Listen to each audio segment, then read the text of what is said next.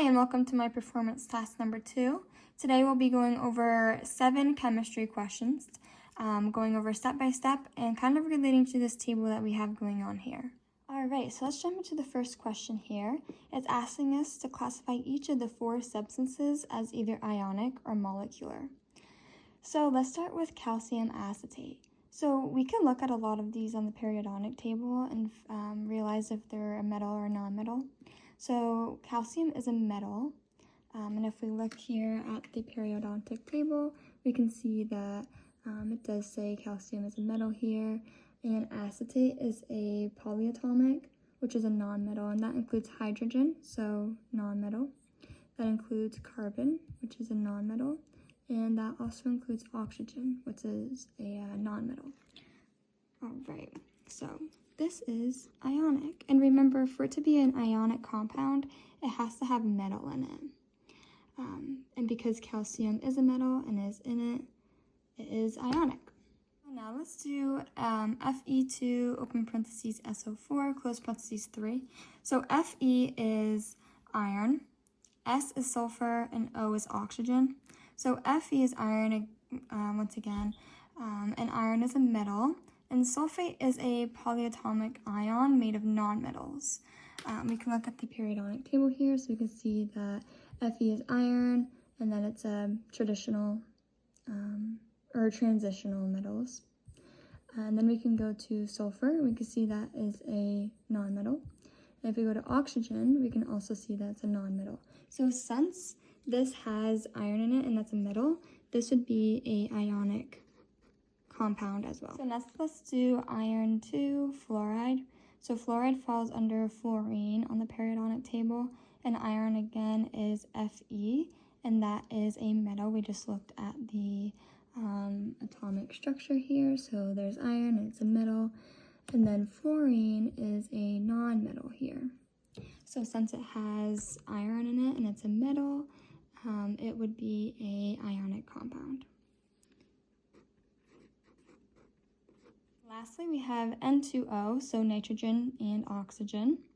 They're both nonmetals. So when there's only nonmetals, they make a molecule compound. So if you look here, nitrogen is a nonmetal, and if we go to oxygen, it's also a nonmetal. So when two nonmetal ions bond together, they make a molecule compound. So let's write it here.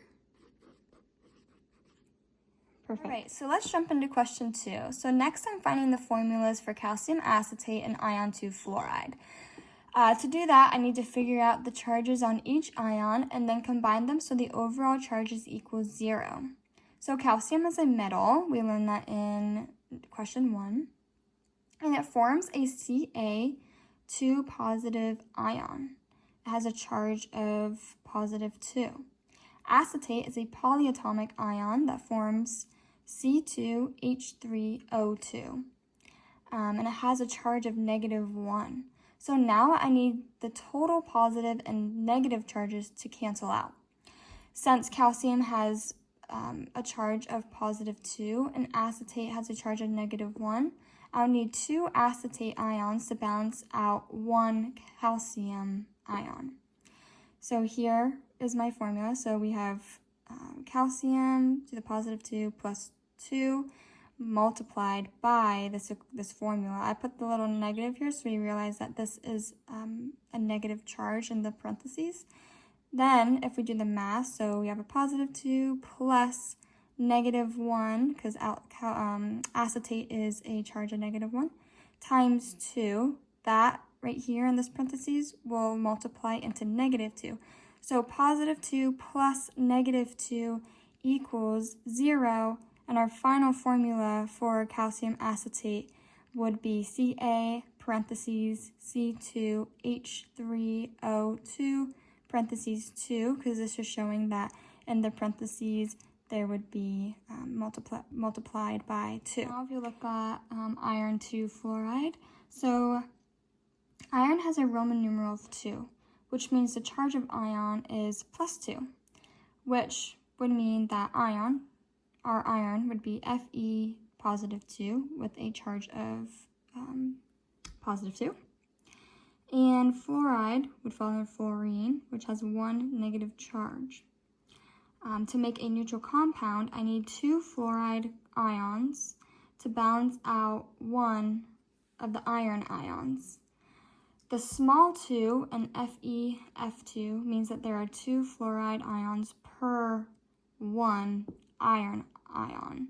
So mathematically, I multiplied fluoride, the negative 1 charge, by 2 to cancel out the positive 2 charge. So it would be positive 2 plus negative 1 times 2. So this would become negative 2. So plus 2 plus negative 2 would cancel out and be 0. So that means that 2 fluorides exactly balance 1 iron, All right, so number 3 is asking me to name substances of Fe2SO43 and N2O. So let's start with Fe2SO43. So Fe is iron, and SO4 is sulfate. And sulfate always has a charge of negative 2. And because this has iron in it, and that's a metal, this is going to be an ionic compound. So next I need to figure out what the charge of iron is. So there's 2 irons and 3 sulfates in this compound. So we would take 3 times negative 2 because of the sulfate, and that's a total of 6 negative charges. So to balance that, the total positive charges from the 2 irons must be positive 6. So if we take the iron and we take the two irons, that has to equal positive 6. So what times 2 equals 6? And that's 3. So each iron compound must be a charge of positive 3. So we can write that here. So positive 3. And when a metal could have more than 1 charge, we show it in Roman numerals. So in this case, since iron is a positive 3, we would show it as ion 3 sulfate. 3 would be because each ion is a positive 3 charge. So we can put this. So iron is 3, which also relates to charge of positive 3. So this would be our name of the substance, Fe2SO43. Let's do N2O. So N is nitrogen and O is oxygen. So this compound only has nonmetals, which is nitrogen and oxygen. And this would be a molecule compound. So we can put, is it ionic or molecular? So this would be molecular because it has no metals. It's only nonmetals. So for molecular compounds, we use prefixes to show how many atoms of each element are in the formula. So N2, so there's 2 nitrogen and only 1 oxygen in this compound. So now that we know that, we can know that the prefix for 2 is Di. And for 1, it's mono. So for this, it would be N2O equals dinitrogen monoxide. Because we have that and we have that. Now let's find the molar mass of CrSO4, which is chromium 4 sulfate. So Cr is chromium, S is sulfur, and O is oxygen. So let's look at this formula and see how many are there each. So chromium, there's only 1. Sulfur, we would multiply. So 1 times 2 would be 2. And oxygen, since there's already 4 oxygens, we're going to multiply by 2. So that would be 8 oxygens. So now we need to know the atomic masses of each. So the atomic mass for 1 chromium is 52 grams per mole. The atomic mass for 1 sulfur would be 32.06 grams per mole. And I'm getting these off of the periodic table. And oxygen, for 1 oxygen, the atomic mass would be 16 grams per mole. So now that we know the atomic mass, we can do the math. So let's just label mass so that we know that this is our equation.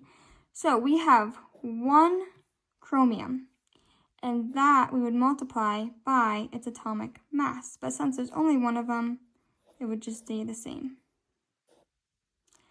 Then we're going to add 2 sulfurs, and we're going to multiply 2 by 32.06 because this is only 1. This is the atomic mass of only 1 sulfur, and we have 2 of them. So we're going to multiply. Then we're also going to add 8 oxygens, and we're going to multiply that by 16 because this is only 1 atomic mass of oxygen, and we have 8 of them. So we're going to split this up. So we have 52 plus 2 times 32.06 is 64.12 plus 8 times 16, which is 128. We'll add the zeros at the end, which gives us 244.12 grams per mole. So the molar mass of chromium 4 sulfate is 244.12 grams per mole, meaning 1 mole of this compound has a mass of 244.12 grams. So we can circle our answer here. Right, question 5 is asking us to calculate the mass of calcium acetate present in 0.65 mole. So the molar mass of calcium acetate is 158.17 grams per mole. And what we know that 0.65 moles of calcium acetate. So that's what we're trying to figure out. So we need to convert moles to grams, or the mass. So how we do that is we take 0.65 mole, so that was what was given to us, of CaC2H3O22. That is the formula for calcium acetate. Then we're going to times it by the molar mass. So that'd be 158.17 grams per mole over, we want this to cancel out, so we would put it over 1 mole of C2H3O22. This would cancel out these because they have the same denominator. So what we have left is 0.65 times 158.17. If we plug that into the calculator, we'd get 102.81 grams. So there are 102.81 grams of calcium acetate in 0.65 moles of calcium acetate. Question 6. How many liters of N2O gas would be present at STP in the 15.7 grams of N2O present? So, N2O, nitrogen, oxygen. STP is equal to standard temperature and pressure, always at 0 Celsius and 1 atm, which is atmosphere. At STP, 1 mole of any gas takes 22.4 liters.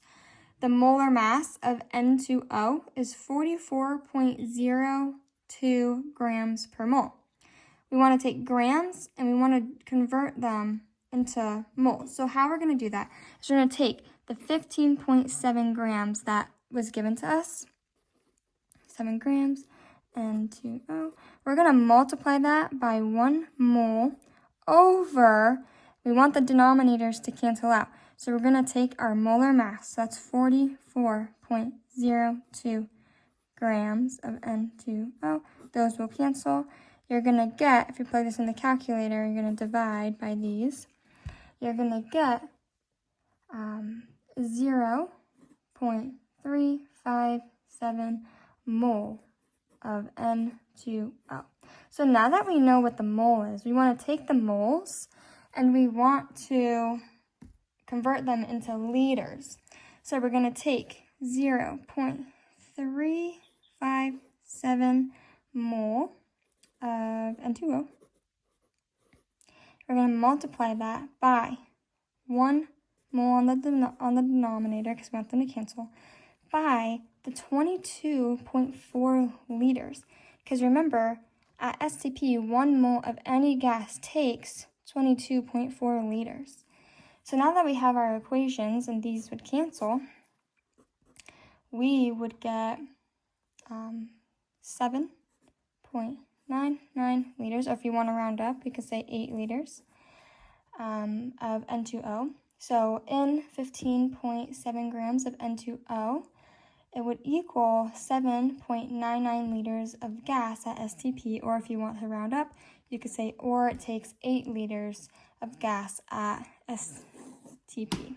Okay, so which contains more ions? 5.18 times 10 to the 21 particles of Fe2SO43, or 180.5 grams of iron, 2 fluoride. So we can write that here. So what contains more? So we can write that this is 180.5 grams. Okay, let's start off with Fe2SO43. So we're given 5.18 times 10 to the 21 particles. We're given this. So, since it is in formula units already, and we know that there's 2 iron ions because of the subscript 2 after the Fe, and since we already have the formula units, again, the 5.18 times 2 to the 21, we just times it by 2 Fe. So, 5.18 times 10 to the 21, we can put formula units, times 2 Fe ions, which is the 2 iron ions, over 1 formula unit. Okay, that would give us 1.04 times 10 to the 22 ions. So this is the final answer for Fe2SO43 if there was 5.1 times 10 to 21 particles. That's how many iron ions are in there. So iron ions. Okay. So let's do FeF2. So we have 180.5 grams of iron in iron 2 fluoride. So the molar mass, we would take Fe, which is 55.85 grams per mole, and F is fluoride, so that would be 19. And then because there's 2 of them, so we times them by 2, be 38.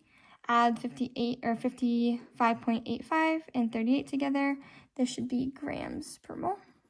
You would get 93.85 grams per mole. So we have to figure out the moles first for us to be able to find the formula unit for FeF2.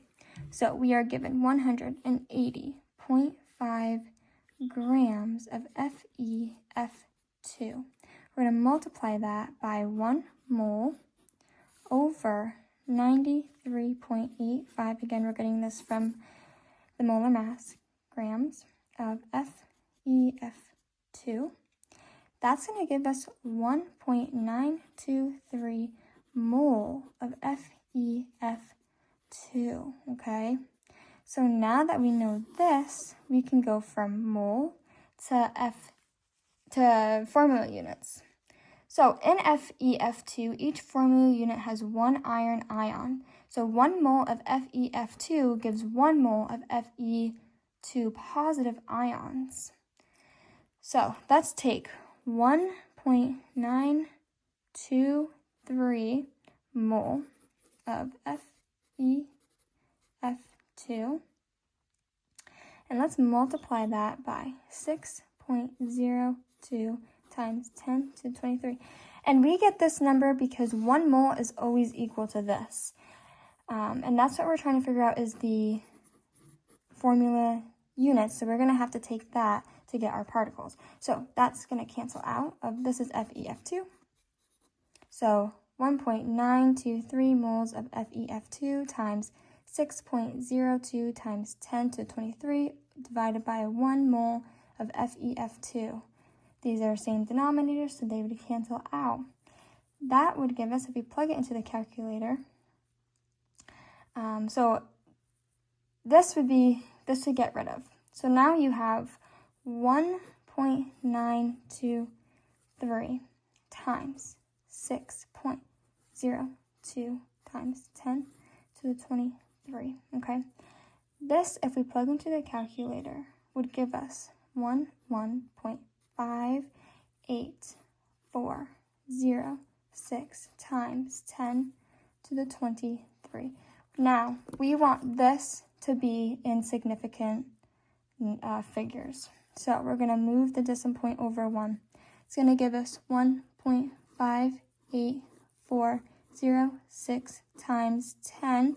Since we moved a decimal point over, we're going to add 1 here. So now will become 24. Then we're going to round this to significant numbers, okay? So 1.5, and then since there's an 8 and there's a 4 next to it, it's less than 5, so we would keep the 8 times 10 to the 24. That's our final answer right here. So those are the iron ions here, okay? So is 1.58 times 10 to the 24 iron ions in 105 grams less than or greater than 1.04 times 10 to the 22 ions in Fe2SO43. So this contains more iron ions than Fe2SO4. So we can write that here. So FeF2 contains more ions, or iron ions. We can even put Fe. Then Fe2SO43, if given 5.18 times 10 to 21. And again, this is 180.5 grams. So 180.5 grams of FeF2 contains more iron ions than Fe2SO43 if we were given 5.18 times 10 to the 21. Okay, so that wraps up today. I hope you enjoyed this video, and thanks for watching.